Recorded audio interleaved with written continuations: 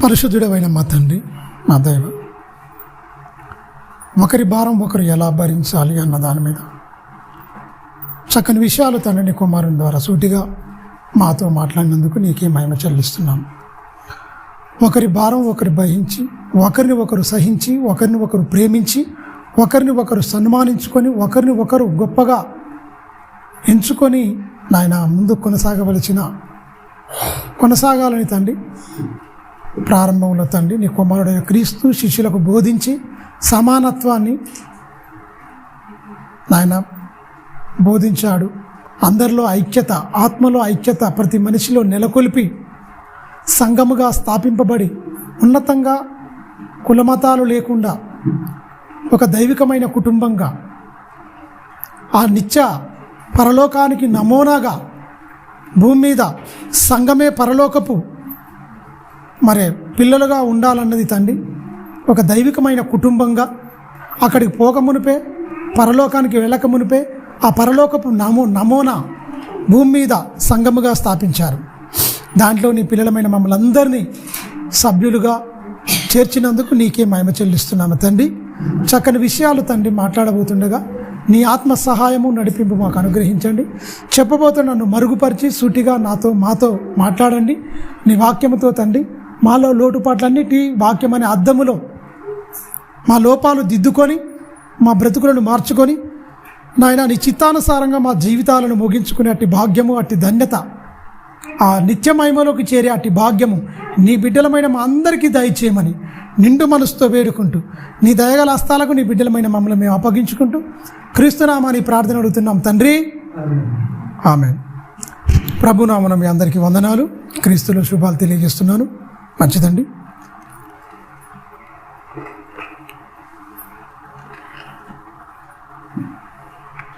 మనుషులందరి చూపు విషయంలో పోయిన వారం మాట్లాడుకున్నాం. దేవుడు చెప్తున్న జాగ్రత్తలు, మనుషులందరి చూపు విషయంలో దేవుడు చెప్తున్న జాగ్రత్తలు అని మనం ఆలోచించాం. ఈరోజు ఒక మంచి అంశం మాట్లాడుకుందాం. ఎలా దేవుడు సమర్పణ కలిగి ఎలా జీవించాలి అంటే సజీవ యాగానికి దేవుడు చెప్పిన నిర్వచనం జాగ్రత్త. సజీవ యాగంగా సమర్పించుకోండి మీ దేహాలను అని చెప్పిన దేవుడు చెప్పి దానికి నిర్వచనం కూడా భక్తులను ఎలా చూపించాడు అన్న దాని మీద మనం ఆలోచిద్దాం. రోమీలకు రాసిన పత్రికకు చూద్దాం ఒకసారి. 12వ అధ్యాయం చాలాసార్లు చదువుకున్నాం. మొదటి వచనం నుంచి చాలా జాగ్రత్తగా 2 వచనాల వరకు మనం చదువుకుందాం. రోమీలకు రాసిన పత్రిక 12వ అధ్యాయము. అపోస్తుడైన పౌలు రోమాలో ఉన్న సంఘానికి హెచ్చరికలుగా లేకపోతే అందరూ పాటించవలసిన సంగతులు మంచి మాటలు బోధించాడు. చూడండి, చెప్తున్నాడు అపోస్తుడైన పౌలు గారు. కాబట్టి సహోదరులారా, పరిశుద్ధమును దేవునికి అనుకూలమైన సజీవ యాగముగా మీ శరీరములను ఆయనకు అంటే దేవునికి సమర్పించుకో. ఆయన అంటే దేవునికి సమర్పించుకున్న వలనని దేవుని వాత్సల్యమును బట్టి మిమ్మును బతిమాలు కొనుచున్నాను. ఇట్టి సేవ దేవునికి ఏంటట? మీకు యుక్తమైంది, దేవునికి అంగీకారమైంది, మీకు యుక్తమైంది. ఇది చేస్తే మీకు పరలోకం అంటుండు. మీకు యుక్తమైంది ఎట్టి సేవ? అనుకూలంగా దేవునికి సమర్పణ కలిగి జీవించడము. మన ఇష్టానికి కాదు కానీ దేవుని ఇష్టాన్ని సమర్పణ కలిగి జీవించిన ఆయన పాత నిబంధనలో ఒక ఆయన జీవితాన్ని మనం ఆలోచిద్దాం. ప్రియులారా, ఒక ఆయన జీవితాన్ని ఆయన జీవించినట్టు బైబిల్లో ఎవరు జీవించలేరు.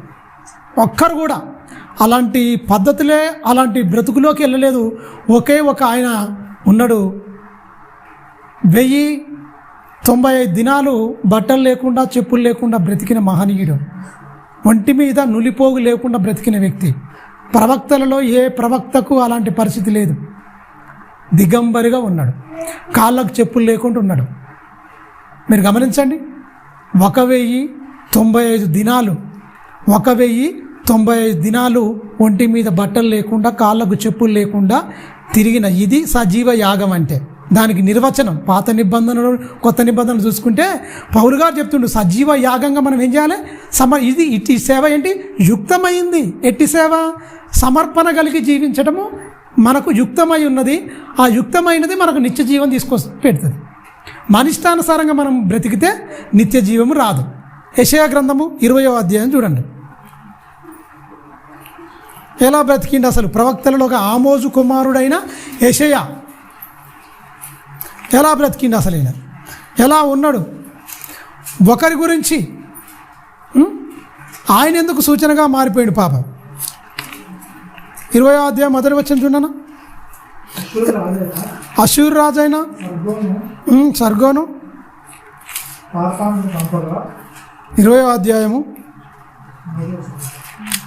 2వ వచనం చూడనా. ఆ కాలమున యెహోవా ఆమోజు కుమారుడైన యెషయా ద్వారా ఇలాగు సెలవిచ్చాను, నీవు పోయి నీ నడుము ఇది గోనబట్ట విప్పివేసి నీ పాదముల నుండి జోళ్ళు తీసివేసి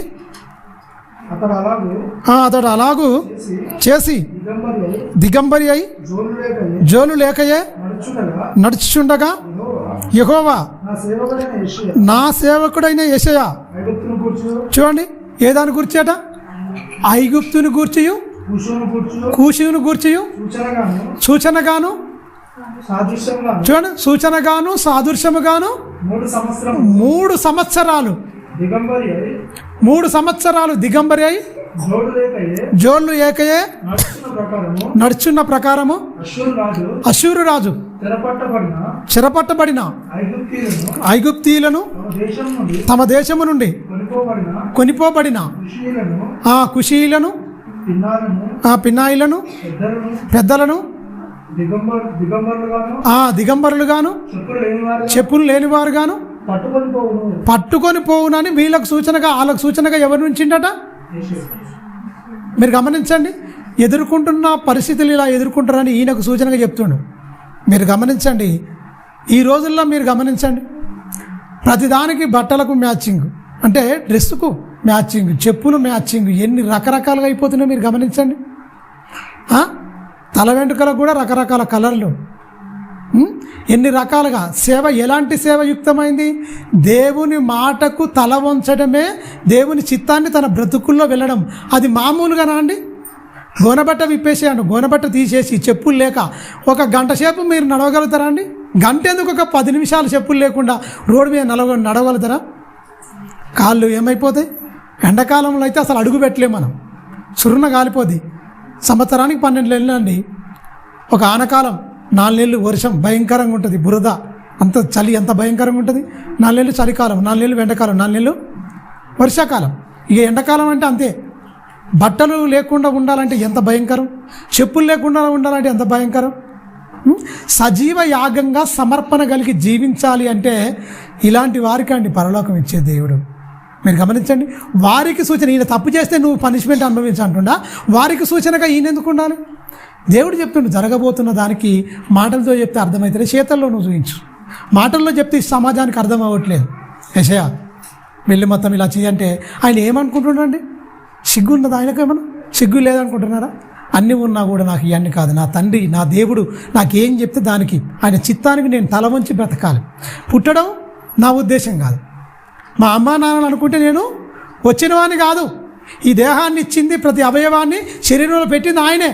ఏదైనా సరే ఆయన మహిమ కోసమే ఏం చేయాలి? వాడబడాలి. యాగం అంటే ఏంటి ఎరికైనా? యాగాలు చేస్తారు, మీరు గమనించండి. యాగాలు చేసేటప్పుడు నెయ్యి నూనె పోస్తారు, మళ్ళీ వస్తుందా? యాగములో కట్టెలేస్తారు, గంధపు చెక్క లాంటి కట్టెలేస్తారు మొత్తం. ఆ కట్టెల్లో ఏం చేస్తారు? యాగాలు చేసేటప్పుడు విపరీతమైన నెయ్యి పోస్తారండి. నెయ్యి పోస్తుంటారు, దాంట్లో మళ్ళీ తీసుకుంటారా? దేవుళ్ళకి వచ్చినాక మనిషి కూడా అలా యాగమైపోవాలనేదే దేవుని ఉద్దేశం. మన వాళ్ళని చెప్తారు యాగం అవ్వట్లేదు.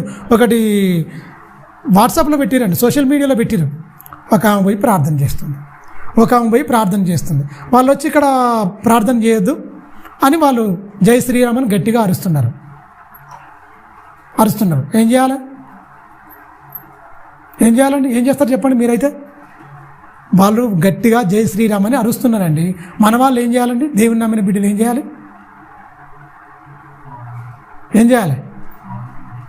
ఏసు రక్తం చేయమనుకుంటే వాళ్ళతో పాటు వీళ్ళు పోటీ పడి మొత్తుకుంటారు. ఏమన్నా అర్థమవుతుందా? ఇక రావద్దు, వాక్యం చెప్పొద్దు అన్నాడు. చెప్పొద్దు అంటే అక్కడి నుంచి వెళ్ళి రావాలా, లే నువ్వేంటని ఎదిరించాలా? బైబిల్లో చూద్దామా, ఎదిరించమండా లేకపోతే వెళ్ళిపోమండా అని. అపోస్తుల కార్యం 13వ అధ్యాయం 50వ వచనం చూడండి. అపోస్తులైన పౌలు జ్ఞాని, ఆయనకంటే గొప్ప జ్ఞానవంతుడు, అంతగా గొప్పగా సువార్త చేసినోడు ప్రపంచంలో ఎవరు లేడు. ఎలాంటి మెలకుగా ఉండాలి. కష్టం వస్తుంది నిజమే, రానున్న రోజుల్లో కష్టాలే. ఎవరి వల్ల కాదురా నాయన, ఎవరి వల్ల కష్టాలు రావండి. క్రైస్తవులే బైబిల్ అరకొరగా తెలవక ఇష్టానుసారంగా ప్రవర్తిస్తూ బైబిల్కు పెద్ద అడ్డుబండగా మారేది బయటోడు కాదు. వాక్యం తెలిసి తెలవక చేస్తున్న తప్పులే ప్రమాదాలుగా ముప్పుగా మనకు వస్తున్నాయి. ప్రమాదాలుగా మారి ముప్పుగా మన మీదకి వస్తున్నాయి. 50వ వచనం చదివాను, 13:50వ వచనం. ప్రభువాక్యము ఆ ప్రదేశం అంతటి వ్యాప్తించాను. కానీ యూదులు చూడండి, యూదులాట ఈలో యేసుక్రీస్తు మరణ సమాధి పునరుత్థానాన్ని ప్రకటిస్తుండే. ఎవరైనా ప్రకటిస్తాయనే ధర్మశాస్త్రం మీద మంచి పట్టున్న ఆయన. బర్నబా ఈయనే, పౌలు గారు ఇద్దరు ఉంటారు అనుకో. నేను స్పీకర్ ఈయనే, మంచిగా వాక్యం చెప్తుండే. అన్ని కోణాల్లో చెప్పే వ్యక్తి ఈయనే. సీనియరు బర్నబా అయినా ధర్మశాస్త్రం మీద మొత్తం అవపూసనం బట్టి పట్టు బిగించింది ఎవరికంటే పౌలు గారికే. అందరు అపోస్తుల కంటే ఈ 13వ వాడైన ఈయనే 13వ వాడుగా పిలువబడ్డ ఈ అపోస్తుడైన పౌలు గారు మహాజ్ఞాని అండి, మామూలు వ్యక్తి కాదు. నమ్మే దాని గురించి ప్రాణం తీయాలన్నా తీసిండు. ఇప్పుడు ప్రాణం పెట్టడానికి సజీవ యాగంగా పెళ్ళి ఏది అన్నీ వద్దనుకొని వచ్చి తన జీవితాన్ని మొత్తం ధారపోసిందని చెప్పొచ్చు. ఎవరు? పౌలు గారు. సువార్త ప్రకటించింది, మొత్తం వ్యాపించింది. అక్కడ వీళ్ళకేం పుట్టింది? వ్యసనం పుట్టింది. ఎవరికి? అన్యులకు కాదండి, వాక్యం తెలిసిన యూదులే భక్తి మర్యాదలు కలిగిన యూదును రేపిరట మొత్తం. ఏమని? ధర్మశాస్త్రాన్ని ఎదిరిస్తుండు, మోషేకు వ్యతిరేకంగా చెప్తుండు, లేపండి లేండి అని మొత్తం. అంటే స్త్రీలు వస్తే ఎలా ఉంటుందండి? స్త్రీలే మొత్తుకుంటూ పోతున్నాను, ఏసు రక్తం చేయం గట్టిగా. అల్లరితో కూడిన ఆటపాటలు వద్దండా, లేకపోతే అల్లరి చేయమండా? సమాధానానికి కర్త దేవుడు కానీ అల్లరికి కాదు. వాంతో వరితే నువ్వు సత్యాన్ని అసత్యంగా మారుస్తున్నావు. వాడు సత్య సంబంధి కాదు. వాళ్ళు అనుకుంటారు, వాళ్ళు ఏదో మొత్తుకుంటారండి, మనకు సంబంధం లేదండి. ఇక్కడ సువార్త ప్రకటించొద్దు, కాళ్ళ దుమ్ము దులిపేసి అప్పగంట వెళ్ళిపో ఆ ప్రాంతం నుంచి, అంతే. అది ఆ దుమ్ము ఏమైపోతాడ?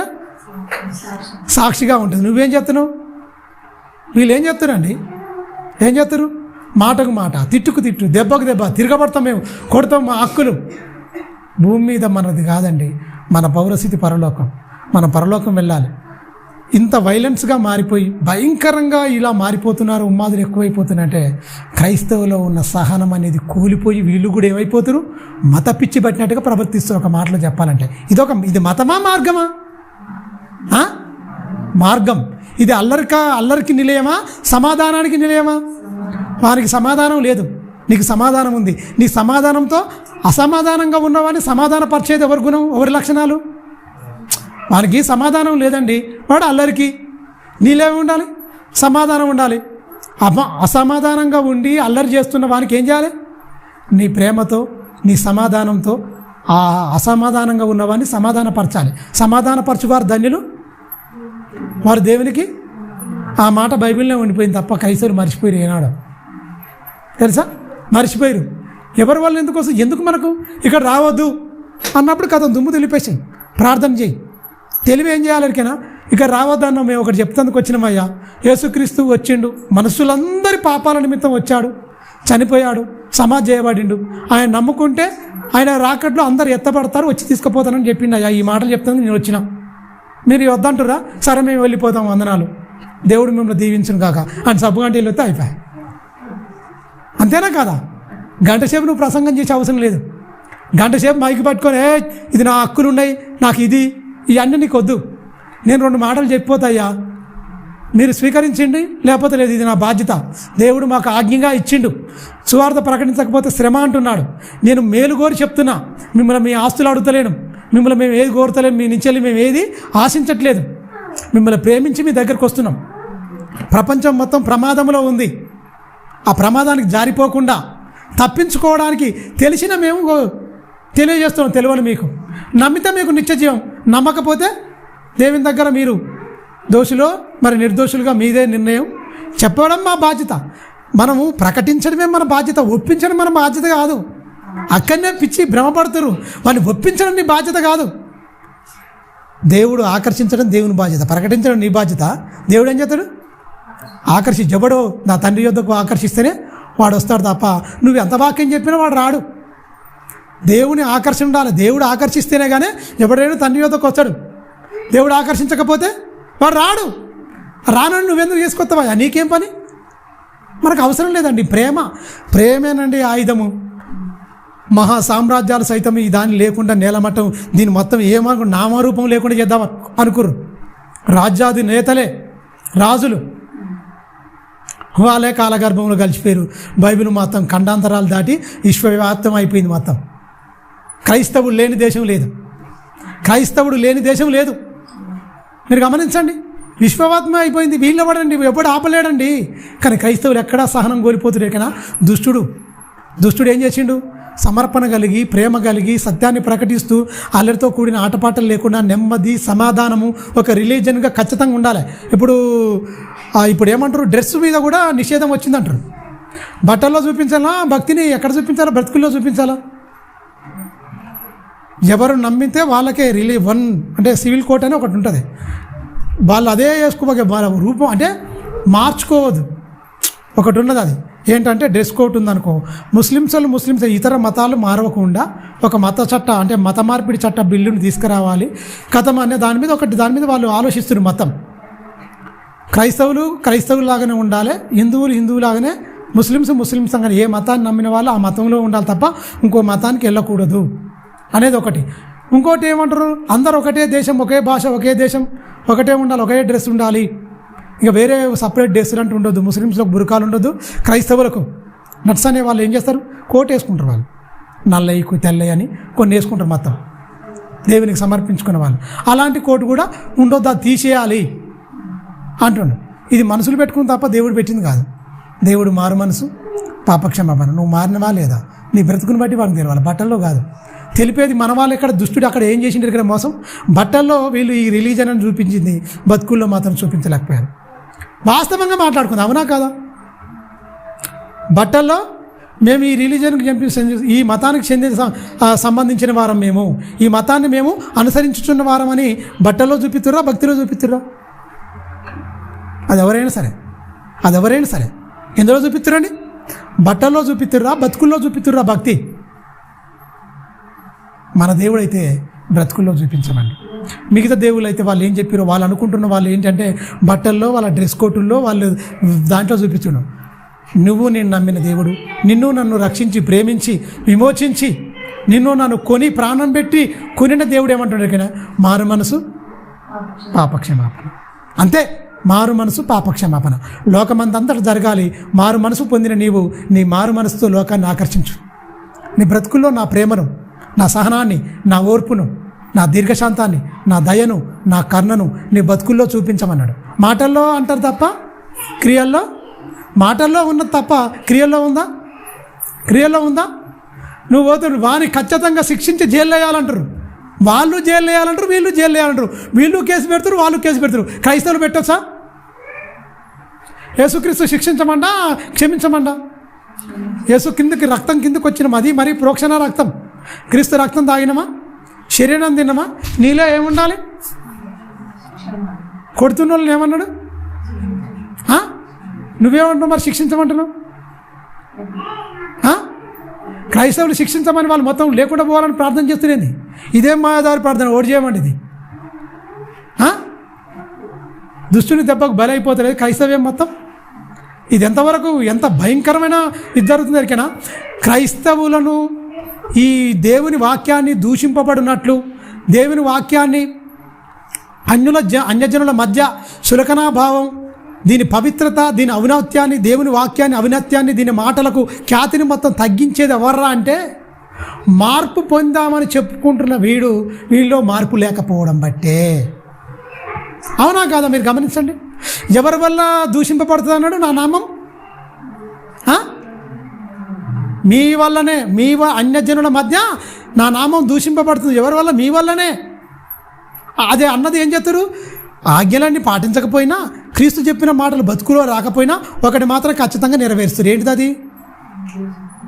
ఏమి నెరవేరుస్తారండి? ఏమి నెరవేరుస్తారు? అన్యజనుల మధ్య క్రీస్తు నామము దూషింపబడినట్లు, తిట్టేటట్లు, దూషించేటట్లు ఎవడు ఇందులోనికి వచ్చి ఆ గొప్ప దేవుడిచ్చిన స్వాతంత్రాన్ని అనుభవించినట్లు వాడు పాపం అనే దాస్యంకి చిక్కిపోతట్టు ఎవరి ప్రవర్తన వల్ల వాడు చిక్కబడుతుండు? నీకు స్వాతంత్రం వచ్చింది, వానికి స్వాతంత్రం రాలే. వాడు ఎక్కడ ఉన్నాడు?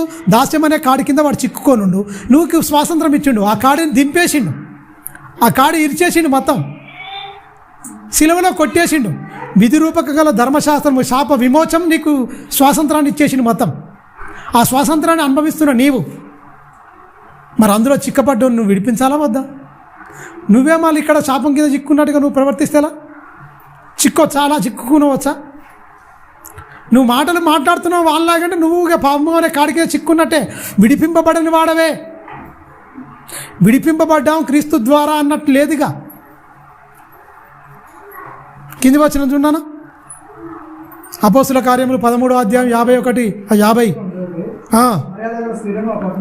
మర్యాదగా స్త్రీలు మొత్తం పట్టణస్థులను మొత్తం రేపిరట. ప్రముఖులైన వాళ్ళు మన మామూలు కాదు, అలాటప్ప వాళ్ళు కాదు, ప్రముఖులను రేపి పౌలునకు బర్నబాకును చాలా హింస కలుగుతున్న వీళ్ళు ఏమన్నా అన్నరా? నాకు హక్కున్నది ఇక్కడ మేము ఖచ్చితంగా ప్రకటించాలి, ఏం మాట్లాడుతున్నారు మీరు అన్నరా? గొప్ప హింస కలిగజేసిరటండి. ఎవరికి? పౌలుకును బర్నబాకును ఇద్దరికి హింస కలిగజేసిరు. ఏం చేస్తే వీళ్ళు ఏమైనా అక్రమం చేసిరా అండి? కేవలం వాక్యం ప్రకటిస్తారు. వాక్యం ప్రకటిస్తుంటే ఏం చేసిరండి? సమర్పణ అంటే ఇదే. మొత్తం తగ్గించుకొని కొట్టించుకొని తిరుగుబాటు చేయకుండా ప్రేమను చూపించాడు. వాడు కొట్టినోడు తిట్టినోడు పశ్చాత్తాపడి మారిన సందర్భాలు ఉంటాయి. సిగ్గుపడరండి వాళ్ళు. ఇంత మంచి వాళ్ళను మనం ఎందుకు ఇంత వాళ్ళే సిగ్గుపడేటట్టుగా, వాళ్ళు చేసిన తప్పు వాళ్ళే తెలుసుకునేటట్టుగా క్రియల్లో ప్రేమను చూపించారు. అందుకే పక్కోళ్ళు అనేకులు మారారు. ఇప్పుడు మొదటి శతాబ్దంలో తండోపతండాలుగా 1000 మంది ఎందుకు మారిరని మీరు ఒకసారి బైబిల్ని ఆలోచించండి. 1000 మంది 100 మంది తండోపతండాలుగా మారిరు. ఇప్పుడు ఒక్కరిని కూడా మార్చలేకపోతున్నామంటే ఇప్పుడు ఎలా మారుతున్నాం మనం? అవసరాలను చూపించి ఎరవేసి, అవసరాలను చూపించి ఎరవేసి దేవుళ్ళలోకి వస్తే ఇది వస్తుంది, నిత్యజీవం పోయింది, నిత్యజీవం వస్తుందని వాడు చెప్తలేడు. దేవుళ్ళలోకి వస్తే భూ సంబంధమైన శరీర సంబంధమైన అన్ని భాష సంబంధమైన ప్రకటిస్తున్నారు. బైబిల్లో చెప్పని నువ్వెందుకు ప్రకటిస్తున్నావు? బైబిల్ ఏం ప్రకటించమన్నది? మారు మనసు, పాపక్షమాపణ. క్రీస్తులో ఉంటే నిత్య జీవం. నువ్వు మరణంలో నుండి జీవంలోకి దాటి ఉన్నావు. అందుకురా, పాపాన్ని ఒప్పుకొని వదిలిపెట్టు, జీవాన్ని పొందుకో, ఆ పాతాల గుండానికి జారిపోకుండా నీ ఆత్మను కాపాడుకో. బైబిల్ చెప్పేది లోకంలో చెప్పట్లేదు. మీరు గమనించండి. ప్రేమను ఎంతమంది ద్వేషిస్తారండి? కొంతమంది అంటారు ప్రేమించి వాళ్ళు సైలెంట్గా వచ్చిరు అనుకోండి, ఏ ప్రాబ్లం ఉండదండి. అందుకని అక్కడి నుంచి వెళ్ళి వీళ్ళను భక్తిగల మర్యాద గల స్త్రీలను, భక్తిగల ప్రముఖులను రేపే వరకల్లా పౌలుకు బర్నబాకు విపరీతమైన హింసలు కలగజేసారు. హింస కలగజేసిన వాళ్ళు ఏమనలేదు. చూడండి కింది వచ్చిండనా, చూడండి. ప్రాంతం నుంచి ఇక్కడ సువార్త ప్రకటించొద్దు, వెళ్ళిపోండి అంటే వీళ్ళు ఏమంటారు? మేము వెళ్ళాం, ఖచ్చితంగా ప్రకటిస్తాం. నువ్వోడు మమ్మల్ని అంటేందుకు అన్నారా? మనోళ్ళు అంటారు. మరి బైబిల్ అలా అనలే, బైబిల్ చెప్పలే. నువ్వు వెళ్ళిపోమంటే వెళ్ళిపో ఇక్కడి నుంచి అన్నాడు తప్ప అక్కడనే ఉండి నువ్వు గొడవ పెట్టు, పోలీస్ స్టేషన్కి పో, హక్కులకి నువ్వు కంప్లైంట్ వద్దు, ఎవరి మీద కంప్లైంట్ ఇవ్వద్దు. ఎవరిని కొట్టినోళ్ళ గురించి, తిట్టినోళ్ళ గురించి, చంపుతున్న వారి గురించే క్షమించమంటు నా యేసు. ధరించుకున్న యేసు ఏమన్నాడండి? చంపుతున్నా కూడా ఏమన్నాడు? తండ్రి వీరేమి చేయించున్నారో ఇలా తెలియక క్షమించు, క్షమాగుణాన్ని ఆయుధంగా ధరించుకొని వెళ్ళు. లోకం కూడా ఎవడద్దంటాడు? నువ్వు గొడవ పెట్టుకొని మళ్ళీ తిరుగుబాటు చేసి మళ్ళా నువ్వు అంటూ వాడు కొడుతుండో తిట్టుతాడు, తిట్టేదాకా రెచ్చగొట్టే మాటలు నీకెందుకయ్యా? అవునా బ్రదర్? సంతోషం, వందనాలు, వెళ్ళిపో, సైలెంట్గా వెళ్ళిపో. వాళ్ళు మొత్తం ఇదైపోతుంది. అప్పుడు మనం ఏం చూడాలి? వాళ్ళలో పాపం అమాయకుడు తమ్ముడు దుష్టుని చేత బాగా పీడింపబడుతుండు, వానికి మొక్క కవలికలు మారుతున్నాయి, దుష్టుడు బలంగా పనిచేస్తుండు. తండ్రి వాడిని విడిపించని నువ్వు ప్రార్థన చేసి సైలెంట్గా వస్తే అయిపోద్ది. రెచ్చగొట్టి నువ్వు కొట్టావు, వాడు కొడతాడు. నువ్వేమన్నావు? వాడు తంతాడు, గుద్దుతాడు, అన్నీ ఉంటాయి. నీకు ఆజ్ఞ ఉంది కదా, మరి రెచ్చగొట్టదని ఆజ్ఞ లేదా? ఉందా లేదా? ఎవరిని రెచ్చగొట్టదు. కొండెములు మాట్లాడుతూ భూతులైన సరస్వతులైన అసలు వివాదం వద్దు నీకు సమాధానమే అని చెప్పిండు.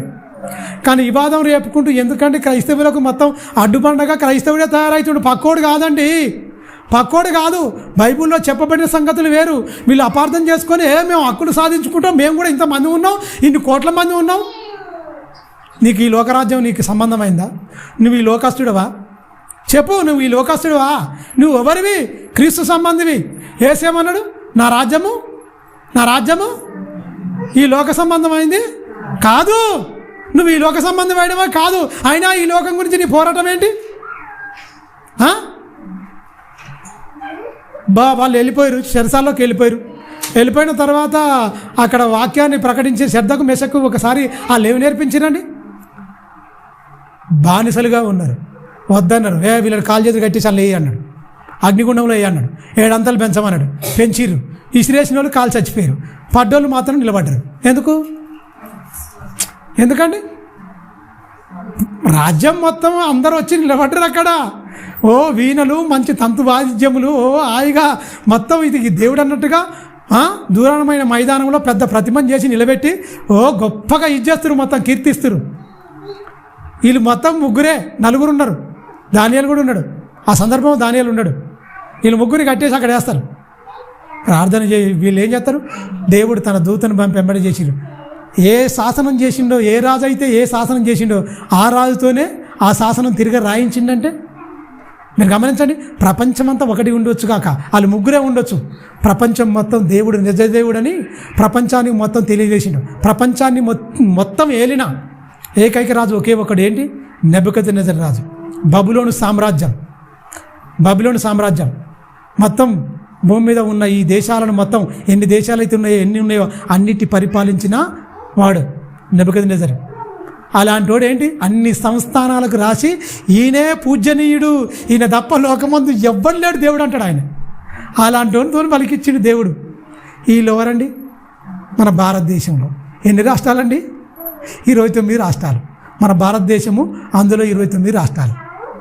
అన్ని రాష్ట్రాలు, కొన్ని రాష్ట్రాలు కఠినంగా ఉన్నాయి. ప్రేమ చూపించాలండి. ప్రేమతోనే జయించాలి. కఠినాత్ముల వాళ్ళే సిగ్గుపడతారు. దేవుడు అంటే ఇదా? దేవుడు నిర్వచనం అంటే ఇదా? ఇంత పవిత్రంగా ఉంటారా? ఇంత సహనంగా ఉంటారా? మేమెందుకు ఇట్లా ధైర్యంగా తయారైనాం? మేమెందుకు ఇలా కొడుతున్నాం? మేమెందుకు ఇలా తాగుతున్నాం? మేమెందుకు ఇలా వ్యభిచారం చేస్తున్నాం? మేమెందుకు ఇలా మనిషిని గాయపరిచి రక్తం కళ్ళ చూస్తున్నాం? చీ అన్నట్టుగా వాళ్ళే సిగ్గుపడేటట్టుగా క్రైస్తవుని భక్తి ఉండాలా వద్దా? ఓర్పు ఉండాలా వద్దా? సహనం ఉండాలా వద్దా? సమర్పణగా జీవితాలు సజీవ యాగం అంటే ఇదండి. కానీ నువ్వు రెచ్చిపోయి, వాడు రెచ్చిపోయి, పోలీస్ స్టేషన్లో పోయి ధర్నాలు చేసి, రాష్ట్రారోహణలు చేసి ఎవరికి కావాలి ఇవన్నీ? బైబిల్ చెప్పమంటుందా? బైబిల్లో ఆ మాటలు ఉన్నాయా? ఎందుకండి పెద్ద వాళ్ళమని ఇవన్నీ చెప్పుకుంటూ మొత్తం రోళ్ళెక్కి మొత్తం హక్కులు సాధించాలి, మొత్తం మేము ఇదిగా ఉండాలి, మేము దళిత క్రైస్తవులం, మాదిగ క్రైస్తవులం, మాల క్రైస్తవులం, రెడ్డి క్రైస్తవులం, మైనారిటీ క్రైస్తవం. నువ్వు రెడ్డి కాదు, ఏం కాదు, క్రీస్తు సంబంధి, నువ్వు దేవుని సంబంధి. కులంతో నీకేం పని నాయన? కులమే లేకుండా తీసేసింది కదా యేసు. కులంతో నీకు పని లేదు, మతంతో నీకు పని లేదు. మార్గాన్ని చూపించే బాధ్యత నీది కులం కాదు, నీది మతం కాదు, నీది స్వచ్ఛమైన మార్గం. అది పరలోకానికి మార్గం. ఒక మార్గంలో ఉన్నావు. అనేకులు దారి తప్పిపోతురు. ఆ దారి తప్పిపోయిన వాళ్ళందరినీ ఒక మార్గంలోకి నడిపించడానికి, మార్గానికి చూపించడానికి ఒక దిక్సూచి నువ్వు. లోకానికే ఏంటి? ఒక దిక్సూచిగా ఉండాలి నువ్వు. ఎవరు? క్రైస్తవులు. నువ్వే చీకటి అయిపోతే, నువ్వే మార్గం తప్పిపోతే, మార్గం తప్పిన చుక్కలు అంటాడు. అందుకే యూదా పత్రికలో మార్గం తప్పిన చుక్కల్లాగా నువ్వేముంటే వాని మార్గంలో నువ్వు పోతావా? నీ మార్గంలో వాని తీసుకొస్తావా? మీరు గమనించండి. లోకంలో ఉన్నవానికి మార్గంలోకి వెళ్తావా? వాని మతము లేవునికి మార్గంలోకి వెళ్తావా? నువ్వు మార్గంలోకి తీసుకొస్తావా? అంటే వాని మతం ఉన్నది, కులం ఉన్నది. కులము మతం అనేది లోకంలో ఉంది. కానీ క్రైస్తవ ఏంటి? మార్గం ఉన్నది. నేనే మార్గం అన్నాడు. కులంతో మతంతో కొట్టుక చస్తున్న సమాజాన్ని మార్గంలోనికి ప్రేమతో నడిపించు, ఆ మార్గాన్ని చూపించు. కానీ మన వాళ్ళు కూడా ఏం చేస్తారు? సాతాను మాయలో చిక్కబడి, మనోనేత్రులు ముయ్యబడి, డి అంటే డి, గొడవలు అంటే గొడవలు. ఇంతకుముందు తరగబడని చర్చిలు ఇప్పుడు ఎందుకు తరగబడుతున్నాయి? ఇంతకుముందు కొట్టబడని మంది ఎందుకు కొట్టబడుతున్నారు? ఇంతకుముందు సోషల్ మీడియాలో ఇంతగానం లేదు, మనంతలో వాడే బతికిండు. వాళ్ళ నమ్మకాలతో మనకేం పని? వాళ్ళ నమ్మకాలతో మనకేం పని? వాళ్ళు ఎలా పోతే నీకేంది? వాళ్ళు ఎలా ఉంటే నీకెందుకు? ఈయన ఎంత పరిశుద్ధుడో, ఈయన వల్ల వచ్చే లాభం ఏంటో చెప్పాయి అంతే. బైబిల్ అంతవరకే అనుమతి ఇచ్చింది. యేసుక్రీస్తు మాట్లాడకపోవనండి? యేసుక్రీస్తు మాట్లాడకపోవునా? నేనే దేవుణ్ణి, లోకములో ఉన్నాయని అది మనుషుల చేత పుస్తకములు రాసి అధికముగా రచింపబడును, వాటికి అంతం లేదని ప్రసంగం చెప్పిందా లేదా? పుస్తకములు అధికముగా రచింపబడును, వాటికి అంతము లేదు. మానవ కోటికి ఇదే విధి. నేను చెప్పిన మాటలు ఈ 66 పుస్తకాల దైవగ్రంథమే తప్ప ఎన్నో మానవ గ్రంథాలను రచింపబడ్డా అవన్నీ ఉట్టివని వేళ్ల మీద టక్కున లేపేయడా యేసుక్రీస్తు చెప్పడా? ఎందుకు చెప్పలే? నోటితో ఎందుకు చెప్పలే? బతుకులో చూపిస్తే చాలు, నోటితో చెప్పే పని లేదు. తేడా బ్రతుకుల్లో చూపించాలి. నాలాగా బ్రతికేవాడు. అందుకనేవాడు నాలో పాపం ఉందని మీలో ఎవడు చూపిస్తాడు, ఎవడు స్థాపించగలడు? అది క్రైస్తవులు చెప్పాల్సిన మాట. క్రీస్తును ధరించుకున్నాడు చెప్పవలసిన మాట. ఏం చెప్పాలి? మేము చేస్తున్న ద్రోహం ఏంటి, మేము చేస్తున్న పాపం ఏంటి? దమ్ముంటే చూపియండి. సభ్య సమాజానికి మేము ఏం చేస్తున్నాం? హానికరులుగా ఉన్నామా? వ్యభిచారులుగా మారుతున్నావా? వ్యభిచారులుగా మారుస్తున్నావు, దొంగలుగా మారుస్తున్నావు. మారు మనసు, పాపక్షమాపణ, క్రైమ్ను తగ్గించేది. ఎన్ని చట్టాలు చేయి, నువ్వెన్ని చేసినా నేరాల సంఖ్య తగ్గట్లేదు, పెరుక్కుంటూ పోతున్నాయి. చిన్న చిన్న పిల్లల మీద అత్యాచారాలు జరుగుతున్నాయి, వృద్ధుల మీద. ఇక తారతమ్యం లేదు, వయసుకు తారతమ్యం లేదు ఈ పాపం చేయడానికి. లోకంలో ఇంత ఘోరకాలి జరుగుతుందంటే అందరు భక్తులే. మరి నేరాల సంఖ్య ఎందుకు తగ్గట్లేదు? భక్తుల సంఖ్య పెరిగినప్పుడు నువ్వు అంటున్నావు, కానీ నువ్వు అనుకున్న దాంట్లో గుళ్ళల్లో రేపు చేస్తారు, మొత్తం మానభంగాలు చేస్తారు, చంపేస్తారు. ఇదేం భక్తి అని ఖచ్చితంగా సమయం వచ్చినప్పుడు అడగొచ్చు. అలా ఉండాలి. బ్రతుకుతోనే, వేరే ముచ్చటొద్దు. బ్రతుకుతోనే లోకానికి మేము చక్కగా సేవ చేస్తారు. క్రైస్తవులు ప్రార్థిస్తారు, పొద్దున్న లేస్తే ప్రార్థిస్తారు. మీ ప్రతాపం వీళ్ళ మీదనా, క్రైస్తవుల మీదనా? అదే మన ముస్లిమ్స్ జోలికి వెళ్ళరు, అదే చిక్కు సోదరులకు జోలికి వెళ్ళరు. ఎందుకు? వాళ్ళు ఎవరి గురించి మాట్లాడరు. వాళ్ళు ఏంటంటే మన మీద మాట్లాడతారు ఏమని అంటే. సిక్కులు మీరు గమనించండి, వారు ఎవరు జోలికి వెళ్ళరు, ఎవరు కానీ వస్తే ఊకోరు. ఒకసారి చిక్కుల మీద దాడి జరిగితే కొంతమందిని చంపించింది ఇందిరాగాంధీ ప్రధానమంత్రిగా ఉన్నప్పుడు. ఆ సిక్కులే ముగ్గురు వచ్చిరు. వాళ్ళ పేర్లు ఎందుకైనా జస్వంత్ సింగ్, బల్వీర్ సింగ్, కేఆర్ సింగ్, ముగ్గురు సింగులు చంపేశారు ఆమెను. ముగ్గురు సింగులు. బల్వీర్ సింగ్ అంటోనికి ఉరిశిక్ష తప్పింది తెలుసా? ఇద్దరిని, కేఆర్ సింగ్, జస్వంత్ సింగ్ అంటోడు చచ్చిపోయాడు. బల్వీర్ సింగ్ అంటోడు తప్పింపబడ్డాడు. ఎందుకెరికైనా నేను అందులో పాల్గొనలేదు, పేరు నన్ను అనవసరంగా నమోదు చేసిరు అని ఏడుస్తుంటే మరి జైలర్ గారిని అడిగిండట, ఏంటంటే నాకు కొత్త నిబంధన తీసుకురండి, ఇవ్వండి. దేవుడు ఆయన గొప్పవాడటగా, మరణం కూడా ఇడిపిస్తాడట కదా, ఆయన కొత్త నిబంధన నాకు ఒకటి తెచ్చియండి, బుక్ తెచ్చియండి, నా చివరి కోరిక అదే అన్నట. బల్వీర్ సింగ్ గారు చదువుకుంటే వీళ్ళిద్దరు ఉరిశిక్ష పడ్డది. బల్వీర్ సింగ్ తప్పింపబడ్డాడు. చెరసాలలో ఉన్నవారి మూలుగుటకు వినుటకును, వారి ప్రత్యుత్తరం ఇచ్చుటకును, వారి విడిపించుటకును నేనున్నాను అంటాడు బైబిల్లో దేవుడు. కీర్తన గ్రంథం రాయబడుతుంది. చెరసాలలో ఉన్నవారి మూలుగుట వినుటకును, వారి విడిపించుటకును నేనున్నాను. నేను వింటాను, విడిపించాను. నిజంగానే ఆ బల్వీర్ సింగ్ అంటే ఆయనే క్రైస్తవుడిగా మారిపోయింది తెలుసా. అంటే ఎలాంటివైనా మార్చేది బైబిల్. స్వచ్ఛమైన ప్రేమ అండి, దేవుని ప్రేమ, దేవుని కరుణ, వాత్సల్యం. దీనికి అడ్డుబండలుగా మారేది ఎవడో కాదు, క్రైస్తవుడే. నువ్వు బైబిల్ పట్టుకుని నీకే మార్పు లేకపోతే బైబిల్ అసలే తెలియదు. ఓనమాలు రానోడు వాడు ఎందుకు మారుతాడు? వాడు తిడతాడు. తెలియకుండా పాపం తిడుతున్నాడు, నువ్వు సైలెంట్గా రా. కానీ నువ్వు ఏదో వాడిని రెచ్చగొట్టినట్టు నువ్వు ఏదో చేయకు. అలా చేయడమే. మొన్న అమ్మ రెచ్చిపోయి మాట్లాడుకుంటూ పోతుంది అమ్మగారు. వాడు జై శ్రీరామ్ అనుకుంటూ వెళ్ళిపోతుండు సహోదరుడు. ఆయన ఏదో ఆయన చెప్పుకుంటు. నువ్వు యేసు రక్తం చేయమని గట్టిగా నినాదాలు ఎందుకు నీకు? ఎవరు చెప్పమండి నీకు ఎందుకు ఇవన్నీ? ప్రేమను చూపించండి. ప్రేమనే పౌలు గారు, బర్నబా గారు ప్రేమే చూపించారండి. ప్రేమే చూపించాలి. ఏమన్నారు చూడ కింది వచనంలో 51, ఏ వద్దు అని వదిలేసి వెళ్ళిపోతారు. వాళ్ళు ఏం చేశారు? మా ప్రాంతం నుంచి వెళ్ళిపోమని వాళ్ళు అన్నారు. వాళ్ళ పాదాలకు ధూళి ఆడుతుంది కదా, పాదాలకు ధూళి. దుమ్ము దులుపుకుంటాం మనం మంచిగా. ఇంట్లోకి దుమ్ము రావద్దు, బ్యాక్టీరియా ఉంటుందని తట్టు పొంతలు కూడా వేసుకొని ఇట్టి అంటాం కదా. ఆ దుమ్మాట ఏం దొరికినా దేవునికి సాక్ష్యమాట. దుమ్మాట ఏందట? మనం ఏమంటాం? దుమ్ము ఉండొద్దని కాలు నీటికి కడుక్కొని వెళ్ళిపోతుంటాం. ఆ దుమ్ములో ఎన్నో క్రిము కీటకాలు బ్యాక్టీరియా వస్తుంది, ఇంట్లోకి రావద్దు, బాగుండదని ఇంటికి రాగానే ఖచ్చితంగా కాళ్ళు చేతం ముఖం అన్నీ కడుక్కుంటాం ఖచ్చితంగా. దేవుడు ఏమంటున్నాడు ఇక్కడ? నీ కాళ్ళ కంటిన దుమ్మే నేను సాక్షిగా పెట్టుకుంటా. కాళ్ళ కంటిన నీ దుమ్మే దుమ్ము దులిపేసిరండి, వెళ్ళిపోయారు సైలెంట్గా. క్రైస్తవుడు చేయవలసిన పని ఏంటి? ఏం చేయాలండి? దుమ్ము దులిపి వెళ్ళాలి. బైబుల్ చెప్తున్న సూత్రం ఇది. మన వాళ్ళు పాటిస్తురా అండి? పాటిస్తురా? పాటిస్తే ఇవన్నీ ఉన్నాయండి వివాదాలు.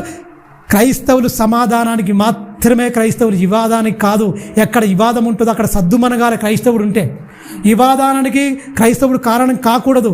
వాడు వివాదానికి కారకుడే కావచ్చు, అయినప్పటికీ వాడు కూడా ఆలోచించేటట్టుగా నీ ప్రేమ, నీ కరుణ, నీ వాత్సల్యత నువ్వు అక్కడ కనపరచాలి. నీ సహనం కనపరచాలి, నీ ఓర్పు కనపరచాలి, నీ దయ కనపరచాలి. ఎక్కడ నువ్వు న్యాయం జరగదు. ప్రభుత్వం దగ్గర కాదయ్యా పోవాల్సింది క్రైస్తవుడా, ప్రభు దగ్గర రా, మోకరించు, ప్రార్థన చేయి. సమాజం పట్ల ఆత్మల భారం కలిగి తీవ్రంగా సంఘాలుగా విడిపోయారు, ముక్కలుగా విడిపోయారు, మొత్తం కుక్కలు చింపిన విస్తారులాగా డినామినేషన్లుగా విడిపోయారు. అందరూ ఏకహృదయం ఏకాత్మ కలిగి ప్రార్థన చేస్తే, పౌలు శీలలు ప్రార్థన చేస్తే ఏమైందండి? పాటలు పాడితే ఏమైంది? బదలైపోయిందని పాటల్లో ఉంది. అలా ఒక్కరోజన్నా ప్రార్థన చేసిరా? ఏకమై హృదయములు అందరూ ఒకే ఆత్మ కలిగి ఏకీభవించి. ఇప్పుడు 10 మంది కూడా 10 మందికి 10 ఆలోచనలు సృష్టించాడు దుష్టుడు. ఆ 10 మంది కూడా ఒకటిగా లేకుండా 10 మంది కలిసిరు అనుకోండి, 10 మందికి 10 మంది పుర్యలు, 10 మందికి 10 ఆలోచనలు. ఆ పుర్యల్లో ఇంకెక్కడ హృదయం ఏకహృదయం వస్తుంది? అవునా కాదా? 100 మంది ఉన్నా 1000 మంది ఉన్నా ఒకే హృదయంలోకి వచ్చారు, దేవుని ప్రార్థించాడు, దేవుడు కార్యం చేసిండు. ఇప్పుడు ఎందుకు కార్యాలు జరగట్లేదు? ఎవరికి దోచినట్టు వాడే ఉన్నాడు. నీ ఆలోచన తప్పు నువ్వు ఉంటేవి, నా ఆలోచన తప్పు నేనుంటే, నీ ఆలోచన ఎవరికి వానికి ఆలోచన తప్పుండి ఎవరి స్థునీతి వాడే, ఎవరికి వాడే గొప్ప అనుకొని పోతుంటే దేవుడు కార్యం చేస్తాడా అండి? చేస్తాడా? దేవుని బాధ పెట్టేది క్రైస్తవులే. మరి తెలియక చేస్తారు వాళ్ళు. యూదులే లేఖనాలను గమనించగా సిలివేస్తుంటే ఏమన్నాడు? ఇన్ని తెలిసినా కూడా వీళ్ళ మనోనేతలను ముయ్యబడి అన్నాడా? దుష్టుని చూసినారే పాపం, వీళ్ళకి ఏం తెలియదు. లేఖనాలు తెలిసిన వాళ్ళే సిలువే సంపేయని కేకలేసి గెలిచిరు వాళ్ళందరూ. వాళ్ళ కేకలే గెలిచను.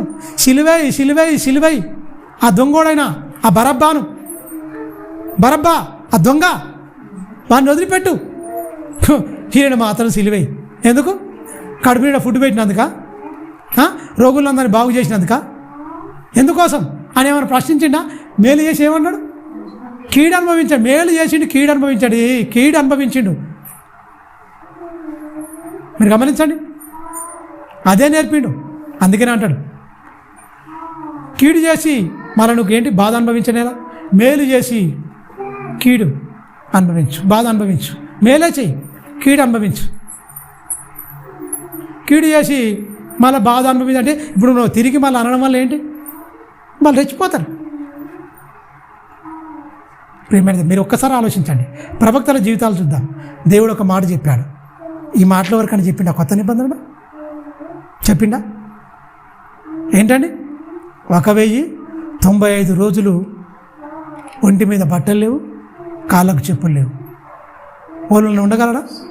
ఈ మాటలు ఏమని చెప్పిరా? ఎందుకు? వారికి సూచనగా. వాళ్ళకు సూచన నేను ఎందుకు ఉండాలా ప్రభువా? ఏంటి పరిస్థితి? నేను నీ సేవ చేయలేను మహాప్రభు అన్నడా? దేవుని చిత్తానికి తల వంచాడు. అందుకనే వాళ్ళు భక్తుల చరిత్రలో సువర్ణ అక్షరాలతో జీవ గ్రంథములో వాళ్ళ పేర్లు ముద్రింపబడ్డాయి. అలాంటి వారు కావాలి, ఒక యెషయా లాంటి వారు కావాలి. దేవుని మాటలకు తల దించుకొని బ్రతికే వాళ్ళు కావాలి. దేవుని మాటలకు దొందర్థాలు తీసి నీ ఇష్టం ఇచ్చినట్టు ఆ వాక్యాన్ని వక్రీకరించుకొని నువ్వు చేస్తున్న తప్పులను సమర్థించుకునేటట్టుగా వాక్యాన్ని వాడుకునే దౌర్భాగ్యులు చాలామంది లోకంలో బయలుదేరిపోయారు. మనకొద్దు, అలాంటి పద్ధతులు వద్దు.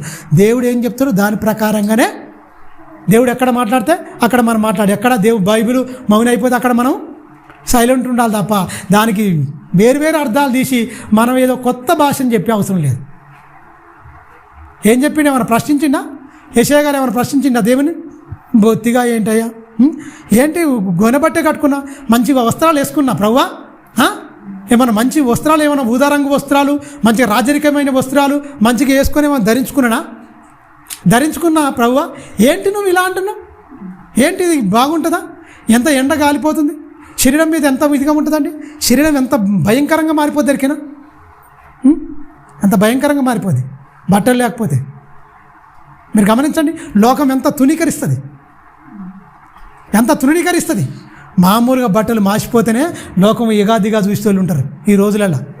అసలు బట్టలే లేని అని పిచ్చోడు అంటారు. బట్టలు లేనివాడు, ఏం లేనివాడు, మతిస్థిమితో కోల్పోయినవాడు పిచ్చోడు అంటారు. ఈయన పిచ్చోడా మంచోడా? దేవుడు ఎందుకండి ఇంత కఠినమైన ఆజ్ఞ ఇస్తుండు? ఆ కఠినమైన ఆజ్ఞకు ఎందుకైనా తలదీస్తున్నాడు అన్ని తెలిసి కూడా. జనాలందరినీ హెచ్చరించిన వ్యక్తి రాబోయే మొత్తం సూచనగా చెప్తున్నాడు. మీరు గమనించండి, ఎంత హెచ్చరిక ఇస్తున్నాడు, ఎంత ఇది చేస్తున్నాడు మీరు గమనించండి. అందుకనే యెషయా గ్రంథం అంటే ఒక మినీ బైబిల్. 66 అధ్యాయాలు ఉంటాయి. ఇది 66 అధ్యాయాల 66 పుస్తకాలు బైబిల్ మొత్తం అయితే 66 అధ్యాయాలు ఈ యెషయా గ్రంథంలో ఉంటాయి. 39 పుస్తకాలండి. 39 పుస్తకాల దాకా అన్ని హెచ్చరికలు, బాధలు, కష్టాలు, కన్నీళ్ళే ఉంటాయి. మీరు గమనించండి. ఇంకా 26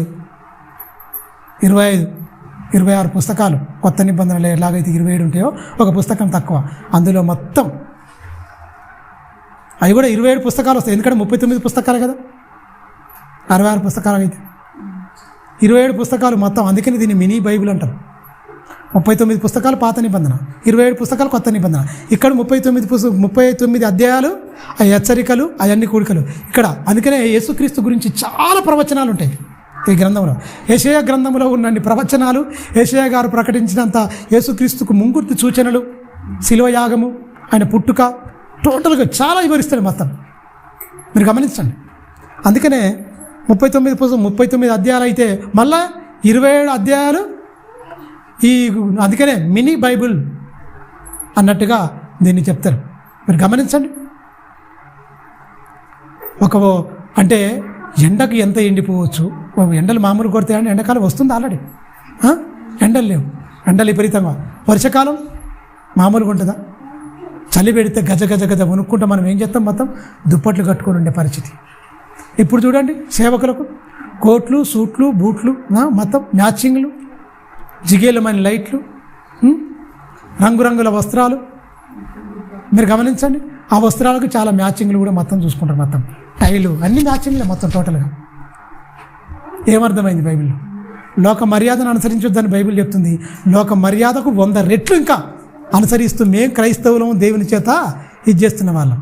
నార్మల్గా ఉంటే చాలు, ఒంటి మీద బట్టలు ఉంటే చాలు. నీకు లోక మర్యాద, లోకంలో కోట్లు, సూట్లు, బూట్లు, బౌన్సర్లు పెట్టుకురు. వీళ్ళు కూడా బౌన్సర్లు పెట్టుకుంటారు. ఇప్పుడు చూస్తున్న క్రైస్తవ్యం అంతా నకిలీ తెలుసా? తోడేళ్ళ గుంపు, సాతాను గుంపు తెలుసా? పాపుల సమాజంగా కూడుకుంటారు మొత్తం.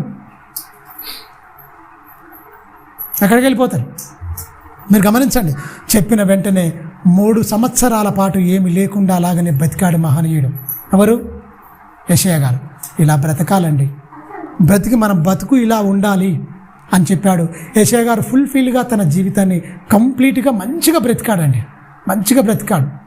3 సంవత్సరాలు, 1095 దినాలు కాళ్ళకు చెప్పులు లేకుండా బ్రతికినవాడు.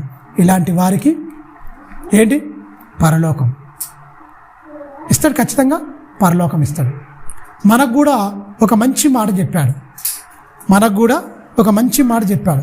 క్రైస్తవులందరికీ నిత్య జీవంలోనికి వెళ్ళరా అన్న మాట అది చదివినప్పుడు నాకు కూడా చాలా ఆశ్చర్యమైంది. అవునా కదా, ఇలా చేసిన కూడా పరలోకం వెళ్తాడు, చేయకపోతే పరలోకం వెళ్ళడని యేసు తన నోట మలికిన మాటలు.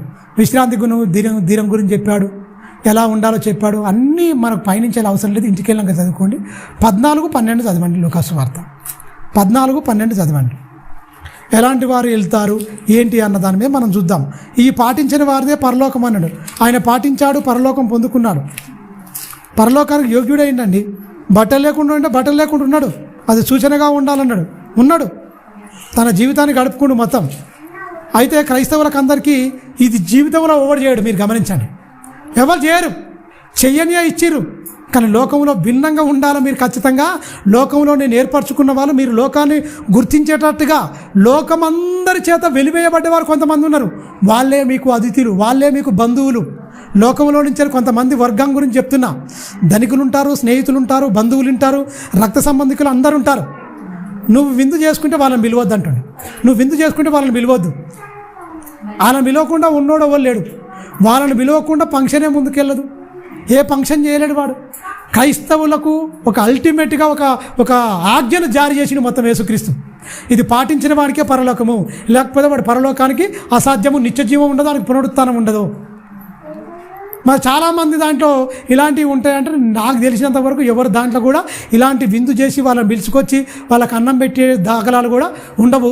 యేసుక్రీస్తులు క్రైస్తవ నీ భక్తికే ఒక సవాలైన మాట చెప్పిండు. క్రైస్తవ ప్రతి ఒక్కరి ఇంట్లో కుటుంబంలో విందులు వినోదాలు చేసుకుంటారు. యేసుక్రీస్తు చెప్పిన మాటలు ఇక్కడ ప్రతి ఒక్కరు మీరుతాడు, పాటించాడు. ఆ పాటించినోడే పరలోకం అంటాడు. అవి పాటించకుండా ఉన్నోళ్ళు కోట్ల కొలది కనిపిస్తారు. వాళ్ళు ఏ ఒక్కరు పరలోకం వెళ్ళారని ఈ మాట ద్వారా కన్ఫర్మ్ చేస్తుండ్రు. సజీవ యాగంగా సమర్పించుకోవడం అంటే ఏంటి?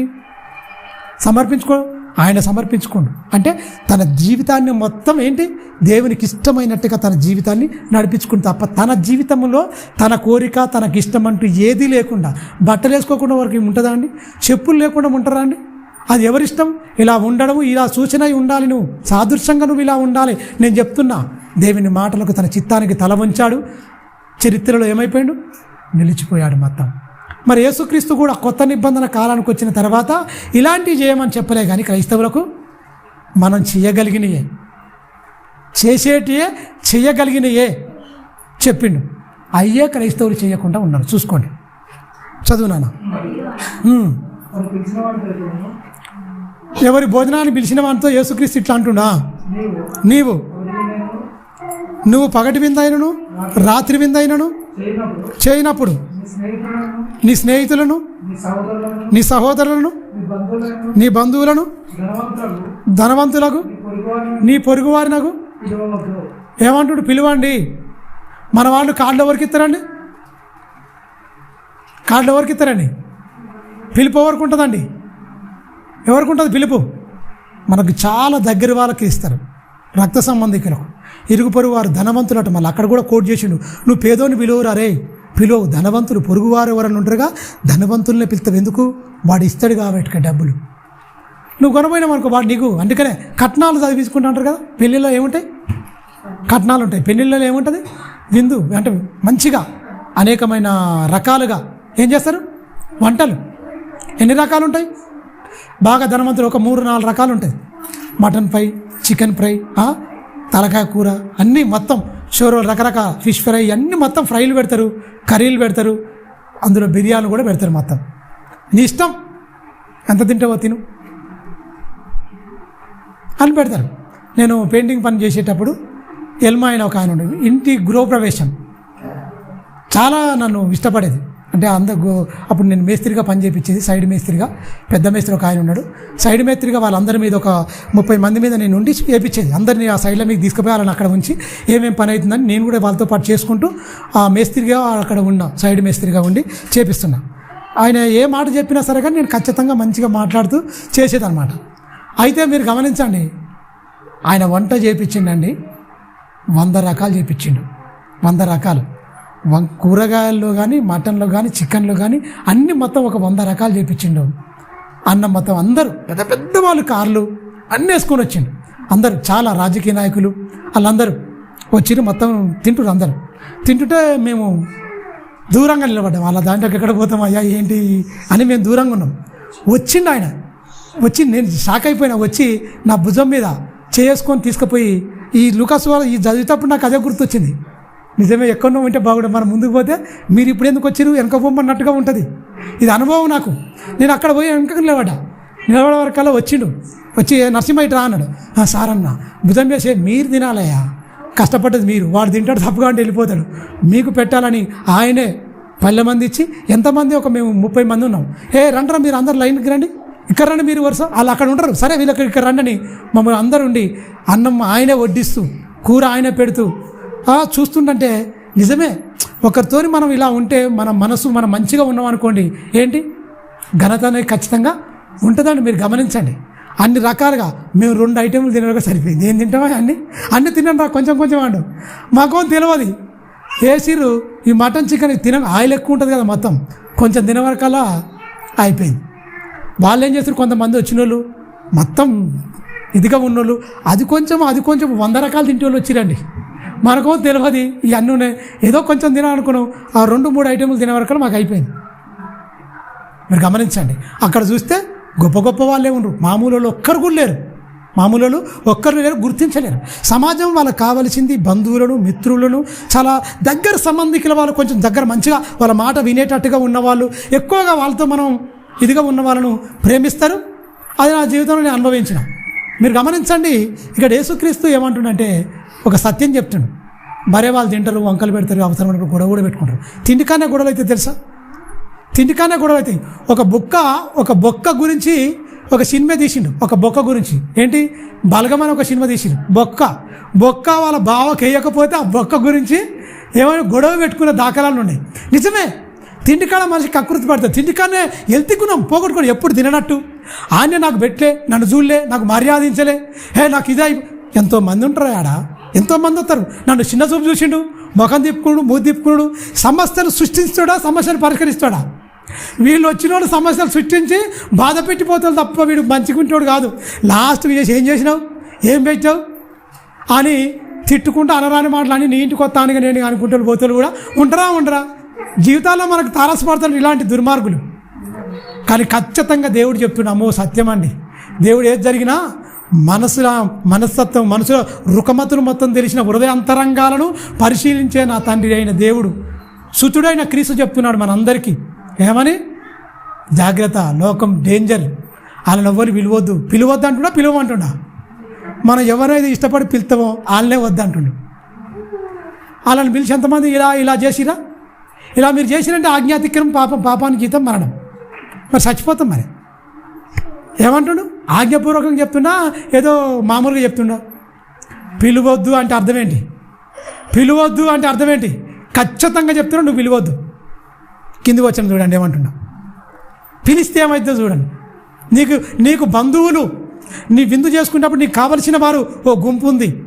వాళ్ళు ఎవరి ప్రేమకు నోసుకోని వాళ్ళు, కడుపున తిండి లేని వాళ్ళు, సమాజం చేత వెలివేయబడిన వారు. అగో వాళ్ళని నేను ఆదరించాలి. వాళ్ళు నా పేరు పొగుడతారు, వాళ్ళు గిఫ్టులు ఇస్తారు, ఇచ్చే పుచ్చుకునేటోళ్ళకు మనకు ప్రేమ. కానీ ఏమి ఏనోని ప్రేమించాలి. తిరిగి ప్రత్యుపకారం, నువ్వు ఉపకారం చేస్తావు, ప్రత్యుపకారం వాడు చేయడు కనుక అప్పుడే నీకు దీవెన. మనసారా నీ బిడ్డలు చల్లగుండా వెళ్ళిపోతే బాగుంటుంది. ఆడు గునుక్కొని తిట్టుకుంటూ మనం పిలుస్తాం. ఆడు పెళ్ళి అయింది అనుకో, మంచిగా అయింది అనుకో, ఓరవలేకపోతాడు.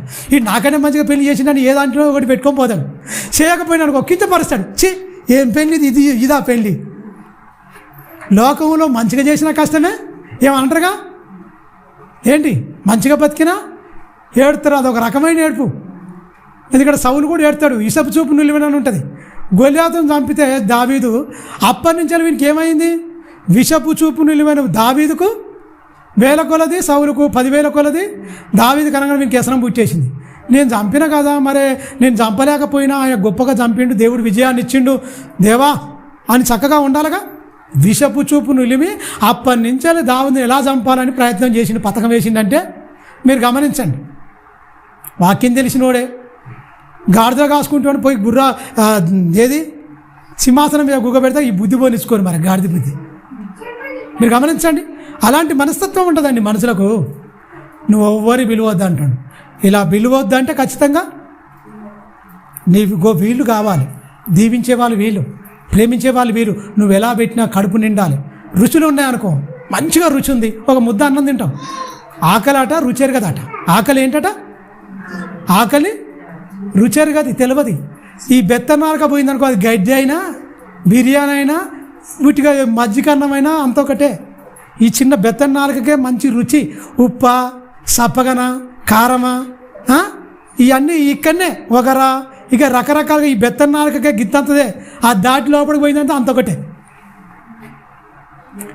నీకు వంకబెట్టి నీ రుసులు నీకు ఇవన్నీ కావాలి కడుపు నిండోనికి ఈ రుసులు వంక పెడతాడు, నువ్వు చేసిన వంక పెడతాడు, అన్నిట ఇది బాగలేదు వంకలు పెట్టి మనుషులను గాయపరిచేటోళ్ళు. అలాంటి వాళ్ళు చాలా జాగ్రత్తగా ఉండాలి. అలాంటి వాళ్ళు ప్రమాదకారులు వద్దంటుండు యేసుక్రీస్తు ముందే చెప్తుండు. అలాంటి వాళ్ళు కాదు, ఇలాంటి వాళ్ళకి విలువ, వీళ్ళకి పెట్టు ముందు ప్రియారిటీ వీళ్ళకి తర్వాత చేసుకో, ఇబ్బంది ఏం లేదు. అగో వాళ్ళకు నీకు బంధువులను మనకు చెప్తుండు చూడండి యేసుక్రీస్తు, నీకు ఇలాంటి వాళ్ళు ఉండాలని. అయితే 13వ వచనంలో, అయితే నువ్వు విందు చేయనప్పుడు బీదలను అంగహీనులను కుంటివాళ్ళను గుడ్డివారును ఏమంటాడు, నువ్వు విందు చేస్తే అంగహీనులు ఉంటారు, గుడ్డివారు ఉంటారు, కుంటివారు ఉంటారు. వాళ్ళని పిలుస్తారా అండి ఎవరన్నా? వాళ్ళని పిలుస్తారా? కుంటివారిని పిలుస్తారా? గుడ్డివారిని పిలుస్తారా? అంగహీనులను పిలుస్తారా? అందంగా ఉన్న వాళ్ళని పిలుస్తారా? అందంగా ఉండాలి, అందరిని ఆకర్షించేటట్టు ఉండాలి, అందరు తయారైపోవాలి. నెత్తి లేకపోయినా విగ్గులు పెట్టుకొని పోతున్నారు పురుషులు కూడా, స్త్రీలు కూడా కథము నెత్తి లేకపోయినా కూడా స్త్రీలకు కూడా ఇగ్గులు వచ్చేసినాయి. మొత్తం ఇంటికల్లో మొత్తం చేస్తున్నారు, మొత్తం దాంతో మిషన్తో. మరి అంత కష్టంగా చిక్కగా ఉండాలి నెత్తి. పై రూపము 4 రోజులు మట్టిలో పోయి మట్టి దేని మీద ఉన్నంత మమకారం, మట్టి శరీరం మీద ఉన్న కోరికలు, దాన్ని ఎంత జాగ్రత్తగా కాపాడుకుంటారో ఆత్మవిషయంలో లేదు మనిషికి. మీరు గమనించండి. సజీవ యాగంగా సమర్పించుకొని బతకమంటే ఏమో బతురా. ఇక్కడ చెప్తుంది చూడండి, ఎలాంటి అందంగా ఉండి ఆకర్షించి బట్టల కాడ కూడా గూడలు వచ్చే వాళ్ళు చాలామంది ఉంటారు. బట్టలు అందరు అడగాలి, ఏం బట్టలు, ఎంత రేటు బ్రదర్ అని బ్రదర్ని అడగాలి, ఎంత రేటు అక్క అని అక్కని అడగాలి. దానికి ఎన్నో వేల రూపాయలు తగలబెట్టాలి మొత్తం. ఏంటంటే సమాజం పెట్టిపోతుందండి. అలాంటి వారు బట్టలు చూపించుకొని వాళ్ళు అతిశయపడడానికి బట్టల్లో కానీ వాళ్ళ డ్రెస్సింగ్లో కానీ వాళ్ళు పెట్టుకునే నగల్లో కానీ ప్రతి దాని మీద వాళ్ళ డాంబికులు దేవుని సన్నిధిలో నిలువరు.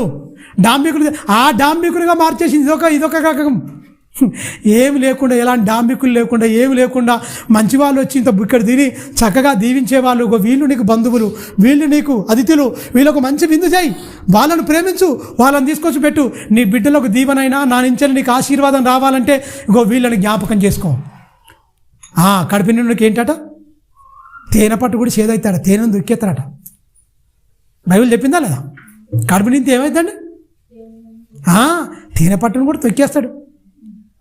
అందుకని ఎంత మంచి సత్యం చెప్తున్నాడు, ఎంత మంచి దేవుని మాటలు. ఈ మాటలు అందరు మీరిరా లేకపోతే పాటించిరా? క్రైస్తవుల్లో మొత్తం ఎవరికైనా సరే ముందుగా తీసుకొచ్చి వీళ్ళు ముందుగా రౌండ్ వేసుకొని మనందరూ గుంపు చేసుకొని మంచిగా తినాలని వీళ్ళు ఉండరు తప్ప మిగతా వాళ్ళు ఉండరా?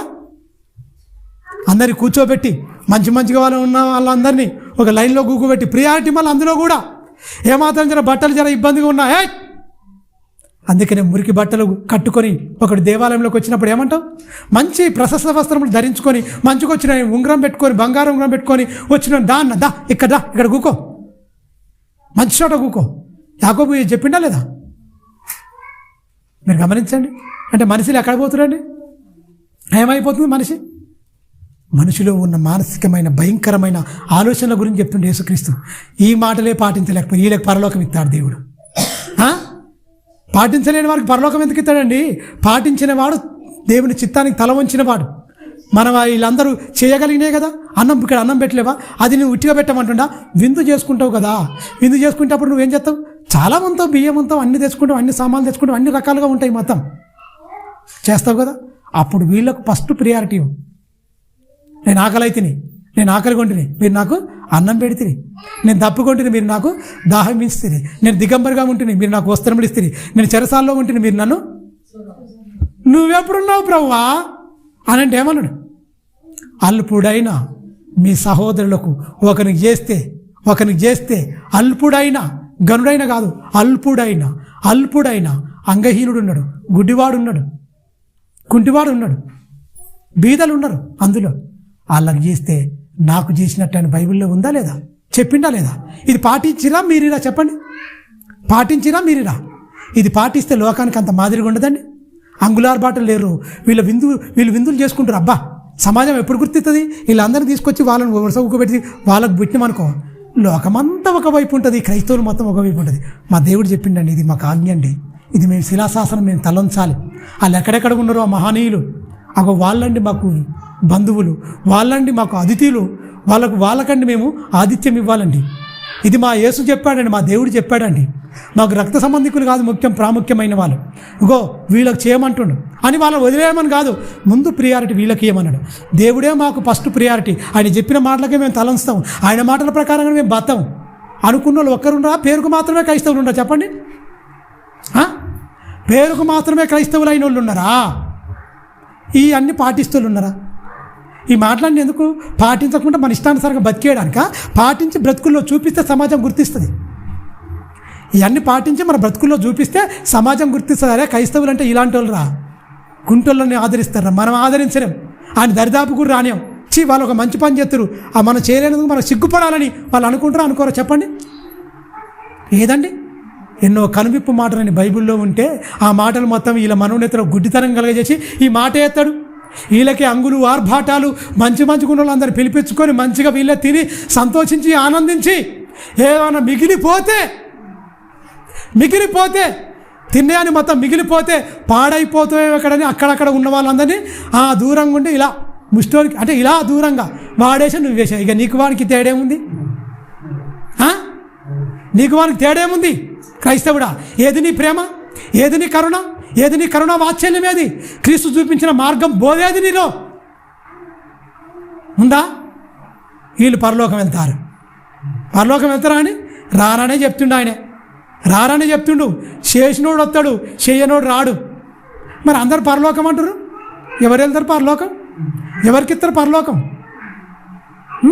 ఈ లోకంలో ఇష్టానుసారంగా బతకొచ్చు, కానీ పరలోకంలో వెళ్ళడానికి చాలా కండి ఆయన చెప్పిన ప్రతి మాట తూచా తప్పకుండా పాటించి మన బ్రతుకుల్లో అవి నెరవేరాలి. యేసుక్రీస్తు ఏమన్నాడు? తండ్రి నాకు ఇచ్చినదంతా ఏం చేశాడు? సమయాన్ని, కాలాన్ని తన జీవితంలో నువ్వు నాకు భూమి మీద నువ్వు నాకు అప్పగించిన పనిని సంపూర్ణముగా ఏం చేసిండు? సంపూర్ణముగా నెరవేర్చి తిని భూమి మీద నిన్ను మహిమపరిచితిని. ఇదిగో నా ఆత్మని నీ చేతికి అప్పగిస్తున్నాను. లోక పుట్టక మునుపు నీ యొద్ద నాకు ఏ మహిమ ఉందో ఆ మహిమతో ఇప్పుడు నన్ను మహిమపరచని చేతికి అప్పగించుకున్నాడు. మరి మనం ఏం చెప్పాలి? ఏది చెప్పిన మాట చెప్పొద్దా? ఆయనలాగా చెప్పాలి, ఆయన స్వారూప్యకు మారాలనే కదా మనకిచ్చింది ఆజ్ఞాపూర్వకంగా. ఆయనకు వేరుగా మనం వెళ్తామా? ఎవడైనాను నా ద్వారానే తప్ప తండ్రి యొద్దకు చేరడు. ఒకటే మార్గం, మార్గాలు 10 ఉండవు, ఒకే మార్గం. చాలామంది ఎన్నో మార్గాలు ఉంటాయి, ఒకటే చోట కలితే కలవవు. ఇది ఒకే మార్గం, అది క్రీస్తు ద్వారానే ఆయన చెప్పిన మాటల ప్రకారంగా బతకాలి. బట్టలు లేకుండా బ్రతికిండండి. వాక్యం చెప్పిండి. ఇక్కడ వాక్యం చెప్తుంటే కొడుతురాయా, కొట్టినా కూడా దుమ్మే దులిపి అక్కడి నుంచి వెళ్ళిపో అని చెప్తే దుమ్ము దులిపేసి సప్పగంటే వెళ్ళిపోయాడు పౌలు గారు. ఆయన కూడా కొట్టిండు. వెళ్ళిపోయినాక చదవండి, 2 కొరింథీయులకు రాసిన పత్రికలో 11, 25, 26 మొత్తం 24 నుంచి చదివితే ఎన్ని కొట్టిర్రో, ఎన్ని దెబ్బలు కొట్టిర్రో, ఎన్ని రాళ్ళ దెబ్బలు కొట్టిర్రో ఏడ్చుకుంటూ ఉన్నాడు తప్ప తిరుగుబాటు చేయలే మహనీయుడు. కత్తి పట్టుకొని రణరంగంలో యుద్ధంలోకి దిగితే పౌలు గారు ధర్మశాస్త్రం కింద ఉన్నప్పుడు, సౌలుగా ఉన్నప్పుడు వేటాడి చంపినోడే, క్రూరంగా ప్రవర్తించినోడే. మళ్ళీ ఆ క్రూరత్వం కనిపించలే. చచ్చిపోయినా కొట్టుకోనరా కొడతా. అదండి మార్పు, అది మార్పు. మళ్ళా అదే పాత జీవితం, మేము అలాగనే తిడతాం, మేము అలాగనే ఉంటాం. ఏది నీ మార్పు? పౌలు గారు లాంటి మార్పు ఉండాలి, ఒక జక్కరే లాంటి మార్పు ఉండాలి, ఒక మధ్యలేని మరియ లాంటి మార్పు ఉండాలి, ఒక పాపాత్మ స్త్రీ లాంటి మార్పు ఉండాలి. ఏదండి? క్రైస్తవులని పేరుకు మాత్రమే చెప్పుకుంటారు తప్ప పాటిస్తుర్రా? ఆ కింది వచ్చిన చెప్తుండే ముగించుకుందాం. చూడన్నా, అయితే నీవు కింది వచ్చిన మొత్తం 14 వచ్చిన ఎవరికి? ఆ బీదవాన్ని పిలిస్తే మనకి ప్రత్యుపకారం చేయుటకు ఏమి ఉండదు పాపం బిడ్డకు. పేదవానికి ఏముంటుంది చెప్పండి? పేదవానికి ఏమైనా ఉంటుందా? ఇస్తందుకు ఏమైనా ఉంటుందా? ఆనాటికి తిండి లేని నీకు వచ్చేమిస్తాడు? నిండార్లాగా చల్లగా వర్ధిందయ్యా, నీవు నీ భార్య నీ పిల్లలు నిండు 100 వర్ధింటారు హృదయపూర్వకంగా. ఆ దీవెన ఆ నోట పలికిస్తాడు దేవుడు. అప్పుడు నీకు ఆశీర్వాదం వస్తుంది తెలుసా? కడుపు నిండా తింటాడు, కళ్ళలో నీళ్లు తిరుగుతుంటాయి మొత్తం. ఎవరికి ఇలాంటి అన్నము నాకు పెట్టలే, ఇంత గౌరవం నాకు ఎప్పుడు ఇవ్వలే, ఇలాంటి వానికన్నా నాకు గౌరవం ఇచ్చిరని వాడు ఏంటి? గుండెల్లో నుంచి వెళ్ళి కళ్ళల్లో నుంచి వెళ్ళి నీళ్లు గారుతుంటే ఆ ప్రేమ పూర్వకంగా మనసారా దీవించేవారు కావాలి. లోపల తిట్టుకుంటేవాడు కావాలి మనకు, తెలుసా? మనసారా దీవిస్తున్న పిలువరు కదా క్రైస్తవులు. సమాజం అలాగనే పిలుస్తుంది, నువ్వు అలాగనే పిలుస్తున్నావు. సమాజం అలాగనే లోకపోకళ్ళు పోతుంది, నువ్వు అలాగనే లోకపోకళ్ళు పోతున్నావు. నీకు వానికి తేడా ఏముందయ్యా? పేరుకు మాత్రం క్రైస్తవా? బొమ్మ మార్చుకున్నావు, క్రీస్తు బొమ్మ మార్చుకున్నావు అంతే. అక్కడ ఒక బొమ్మ పెట్టుకున్నావు, ఇక్కడ తెచ్చుకుని ఒక బొమ్మ పెట్టుకున్నావు. సిలువ మెడకేసుకొని తిరగమంట, సిలువను భారంగా మొయ్యమంట. అవమానానికి శ్రమకు సాదృశ్యం సిలువ. అవమానము, నిందలు, కష్టాలు, కన్నీళ్లకు అది గుర్తు. నేను టాటో వేయించుకుంటా, నేను మెడలో వేయించుకుంటా, నేను తిరుగుతా, అది వేసుకొని మోసుకొని ప్రదర్శిస్తాం మొత్తం. ఆ రోజు గుడ్ ఫ్రైడే రోజు సిగ్గుమాల పనులు అండి ఇవన్నీ. వాక్యం చెప్పని పనులు ఇవన్నీ. బతుకుల్లో ఉండాలండి. మన భక్తి అనేది బతుకుల్లో కనబడనంత వరకు వేస్ట్. వాళ్ళు బ్రతుకుల్లో చూపించారు, కొట్టారా, వెళ్ళిపోయారు. ఆగిందా సువార్త? ఆగిందా? వందల మంది మారిపోయారు. ఖండంతరాలు మొత్తం విశ్వవ్యాప్తి అయిపోయింది. విశ్వం మొత్తం అయిపోయింది. ఎక్కడెక్కడ మానవుడు మనగడ కొనసాగిస్తున్న అక్కడ మొత్తం సువార్త వెళ్ళిపోయింది. ఎందుకు వెళ్ళిపోయింది?